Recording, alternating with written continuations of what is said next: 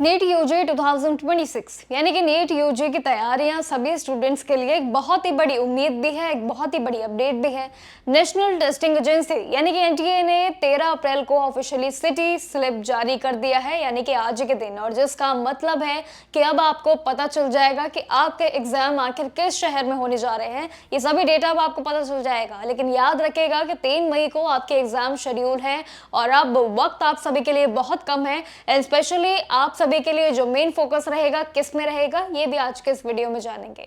देखिए, फी में अगर बात करें तो एमबीबीएस सीट पक्की करने के लिए आपको अपने टारगेट को स्कोर करने का सबसे बेस्ट फॉर्मूला मिल जाएगा आपके ही बायोलॉजी सब्जेक्ट में। जी हाँ, बायोलॉजी का वेटेज इस साल सबसे ज्यादा देखने को मिलेगा। नीट में ये रैंक बढ़ाने का सबसे बड़ा फॉर्मूला बायो के साथ ही अब आपको मिल जाएगा, अगर आप इसी के साथ तैयारी अपनी एक्स्ट्रा लेवल पर लेके अभी से चलेंगे। एग्जाम पैटर्न समझे तो 720 मार्क्स का पेपर है, जिसमें 180 सवाल आपके होते हैं।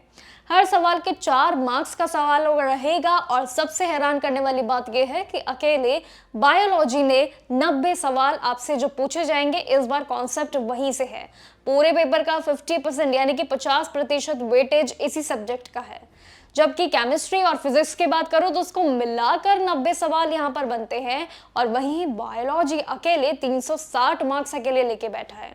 इसे सीधे पता चलता है, और सीधा मतलब है कि अगर आपकी बायोलॉजी पर पकड़ मजबूत होगी, आपके स्कोर ऑटोमेटिकली टॉप लेवल पर पहुंचेंगे। ऐसा भी बिल्कुल तय है, क्योंकि 50% कम नहीं होता है।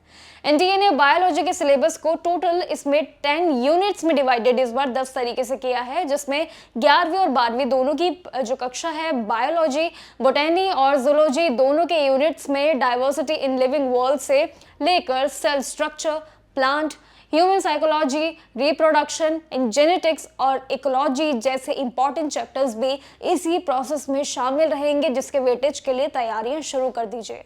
हर यूनिट में आपकी वैल्यू है, हर सवाल आपसे जुड़े रहेंगे, इसलिए मेहनत भी आप ही की होगी। सबसे जरूरी बात इसमें यही है कि आपको भटकने की जरूरत नहीं है। एक क्लियर रिपोर्ट एक्सपर्ट ने भी देती है कि एनसीईआरटी की किताबों को अपने ढंग तरीके से जरूर पढ़िएगा, और साथ ही बायोलॉजी को एक हैवी स्टेप लेके समझिएगा।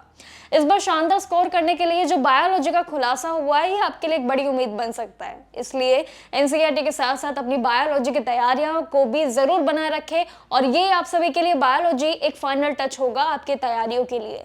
तैयारियां आपकी कैसी चल रही है, कमेंट सेक्शन में जरूर बताइएगा। बाकी जानकारियों के लिए देखते रहिएगा जागरण जोश, and best of luck for your exam. And biology के लिए कोई भी कॉन्सेप्ट अगर डिफिकल्ट लगता है तो शेयर कीजिए कॉमेंट सेक्शन पे। धन्यवाद।